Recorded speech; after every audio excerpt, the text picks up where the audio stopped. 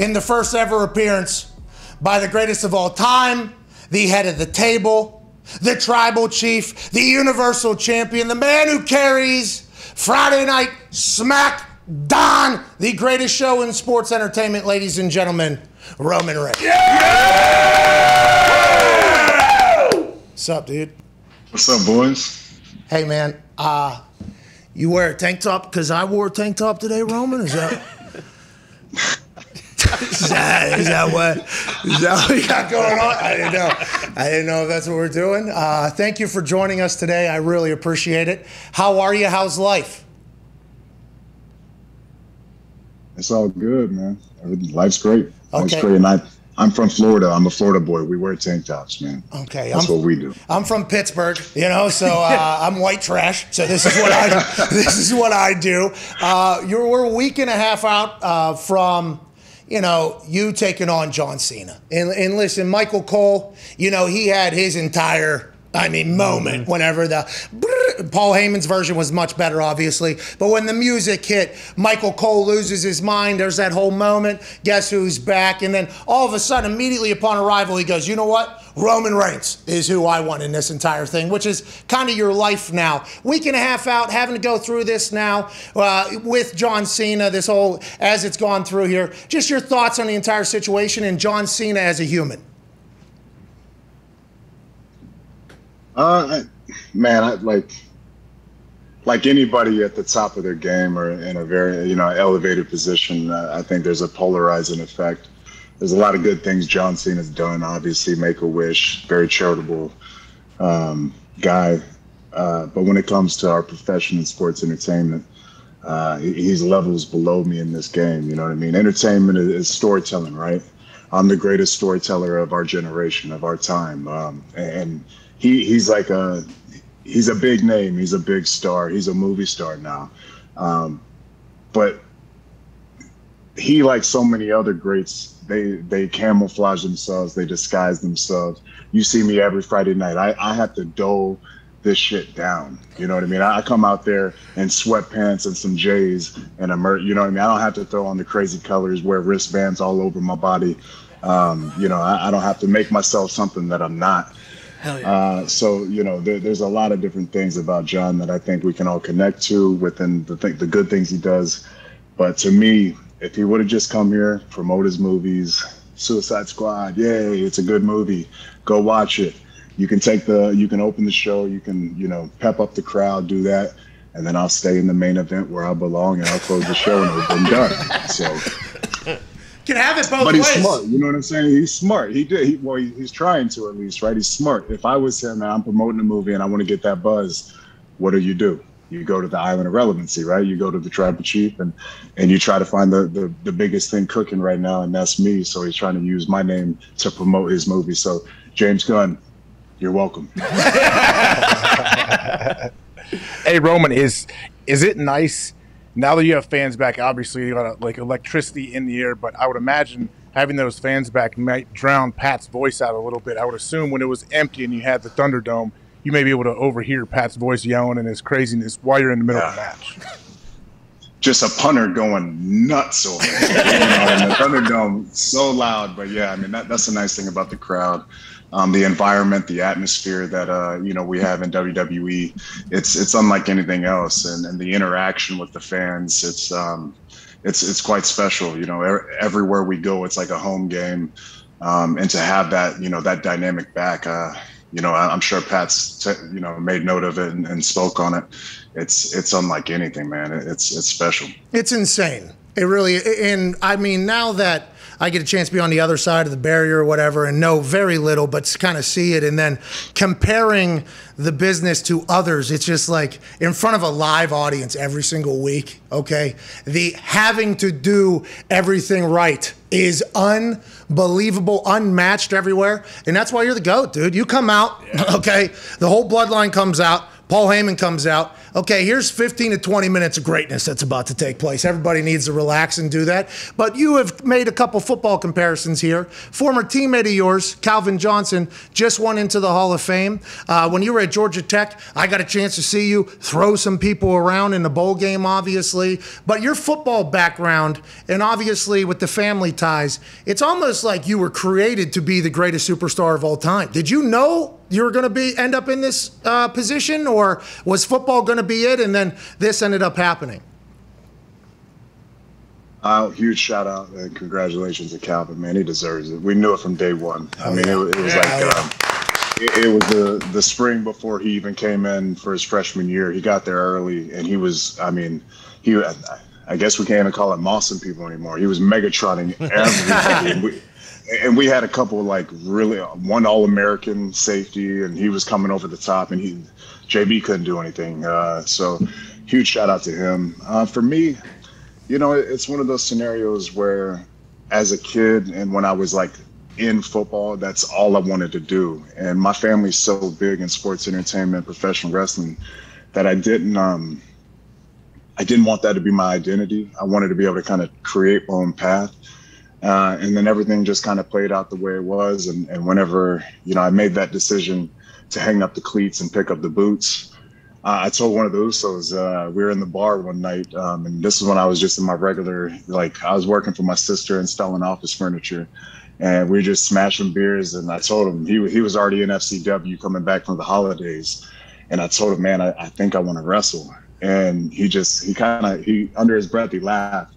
And he said, what do you have to bring to the table? What's so special about you to where you think you can do this? Because I never really trained. I've been around the business. I watched it growing up just like he had and his brother had. And it was a very on point statement from him because he was going through the grind. He was going through developmental, and he was in the fire. So, from that moment on, I knew I don't know what it is. I don't know how to put my thumb down on it, but I got something. I got it. And I was starting to shed that football weight. And I started to really see, the old me coming back. And I just knew if you put me into something, when I got to Tech or even football in general, if I wasn't starting, I'd sit in the back, when we're on the cans going through walkthroughs, and I watched that dude in front of me. And I'd see how he played the technique, what he would do, within, and how to counter, and how to, what the initial game plan was. And I'd study it, and I knew that I could make myself do what was happening, what needed to be done, and then also put my own little spin on it. And that's exactly what I did within WWE and sports entertainment. I think it's worked out. Yeah. Go ahead, AJ. I think it's worked out. Go ahead, AJ. Yes, it has. But now you have been the man for a while now with WWE, and you have a lot of people behind you, I assume, watching you, trying to emulate you, and trying to get your spot. How do you hold people off? There's so many people that want what you have. It's that fine line, you know what I mean, where you have to protect yourself, value yourself, be strong in your fight for creative and the stories you want to tell. But at the same time, how I bring value to myself is I've raised everybody's stock. Anybody, that's why we call it the island of relevancy. Anybody who steps in the ring with me, I have there's a priority, there's an obligation for me to make them better than whenever they leave. So to be able to lift up everybody it's a special trait, I think, that I have as a performer, to make everybody more relevant, to make them a better performer, to make them get more attention and more eyeballs on them. Hence why John Cena picked me.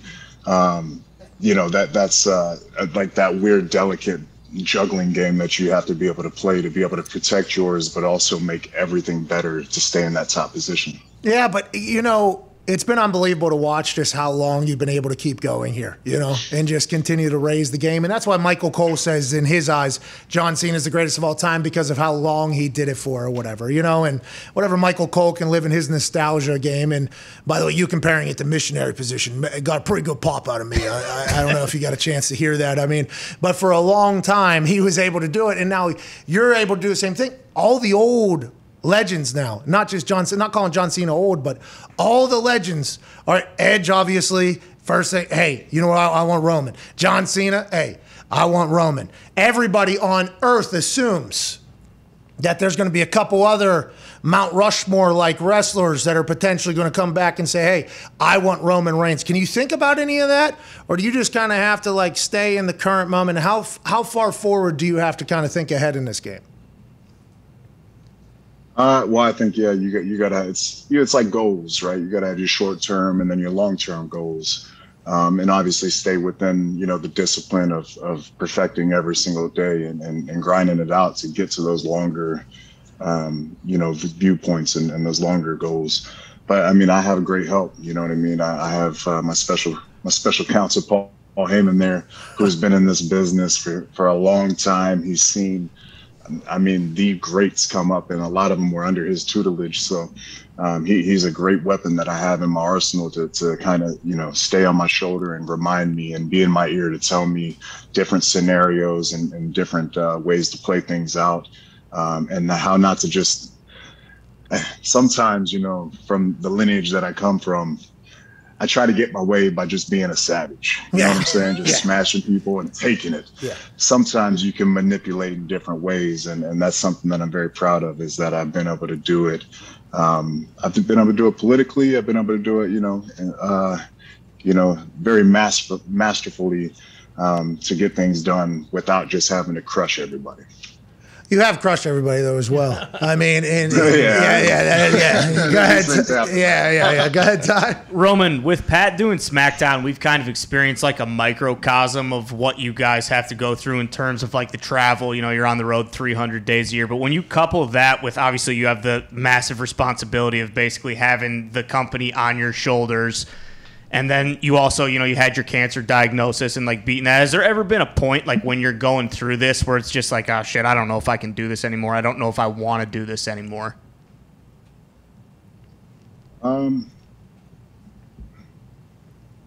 it's almost like, especially once, my leukemia relapsed and we went through all that, and then the process to get back. And then even the process of like, once I was back, there's almost like a year-long portion to where I was almost treading water, just kind of going with the flow, and creative was just happening. And I don't know, I was just trying to be a team player and make it as easy as possible for the creative situation. And there became that was a portion of time where I was like, man, I want to be able to prove that I can do this, and I can do it at a high level consistently for a long time. And, I was able to do that, and I'm still doing that. But I mean, I got to the point where it wasn't just about being like really good anymore. I wanted to go further, and I wanted to be great. And that's what this whole chapter's been, ever since I came back last SummerSlam. So I wanted to really raise that bar and not just be a guy with a lot of potential, but to let that potential play out and be fleshed out in front of our audience so they can experience that greatness. And that's what I'm trying to do every single day, man. It's a grind every single week. It's a battle to, you've seen it, Pat. It's a huge show. It's a huge machine. And we all have our opinions, and we all have our, the path that we see that our characters and these stories should be laid out. So it takes a lot of experience and a lot of creativity to be able to push your narrative the way you want it. Yeah, it's a lot. I mean, there is a lot, especially with you. I mean, with you being the main event every single Friday. I mean, it is. You can just go ahead and understand that normally to start the show, now the summer of Cena has been a little bit different, but normally to start the show, Roman Reigns is coming out, and then to close the show, Roman Reigns is coming out. There's only a couple $2 billion on the line, by the way, and arenas everywhere to sell out. You do an incredible job. Next week, SummerSlam. I can't wait to watch you go to, battle with Michael Cole's greatest of all time, Roman Reigns. Michael Cole is stupid, isn't he? Come on, come on now. I've been saying that. Yeah, I mean, like I said, man, we like John in the beginning of the show. Get him going, you know what I mean? Yell out, bring that yelling charisma and get the crowd going. And then, I think you can be louder, town, and then get them to scream again. That's fun, right? That's a good time. But it's going to be an ugly night in Vegas. It's going to be like like when you get smashed at the table, you're up big. You feel like, oh man, we're going home with some money, but let's keep going. If he was smart, he'd cash out right now. Maybe we'll give him this Friday. Have fun. Let's go cut promos on each other. Let's have fun. Make some money, but cash out. Yeah. Just go to Argyle. Go to Europe and start filming. Don't go to Vegas. That's what I'm saying. Do not go to Vegas, because we're going to smash you. We're going to pack you on a private jet. We're going to send you across the pond, and it's done, man. I'm telling you now. Get while the getting is good. The table's hot, but it's time to leave, because I'm about to shut this heater down, man. I'm telling you, just like I did the legends at WrestleMania, I stacked them, I pinned them, I retired them. The other one hadn't figured it out yet. He's pretty much done too. Cena's on the same path. Anybody who steps up for the Universal Championship, I'm going to smash their ass, and I'm going to send them home. Ladies and gentlemen, I got AJ. I got him fired up. AJ's ready to hit the A-gap right now. He's ready to smash a fullback, shuck him, and make a tackle for loss. That's how it's going down. Absolutely, man. Congrats on everything. Good luck with everything in Vegas, especially. Sorry, connection went bad. Yeah, it's his internet, Roman. Sorry, this is an everyday type of thing here. He's in Ohio. It's that big old house he has that you're seeing. All right. It's tough to get it everywhere. Can't get the Wi-Fi. It's hard to get the Wi-Fi everywhere. A state problem. Yeah, you guys got state issues. John Cena's got a big issue, and it's with the head of the table next Saturday, SummerSlam. Ladies and gentlemen, the Universal Champion, Roman Reigns. Cheers, man. Hey, when he walks by you, by the way, like in real life, it's like, oh, there's a guy that has like an actual aura around him. It's fucking unbelievable. He put on I think I said on TV, 25 pounds of muscle, but obviously I think he put on 20 pounds of legit muscle. He came back just absolutely yoked. We got to call AJ back. Big thanks to Roman Reigns for joining us, head of the table.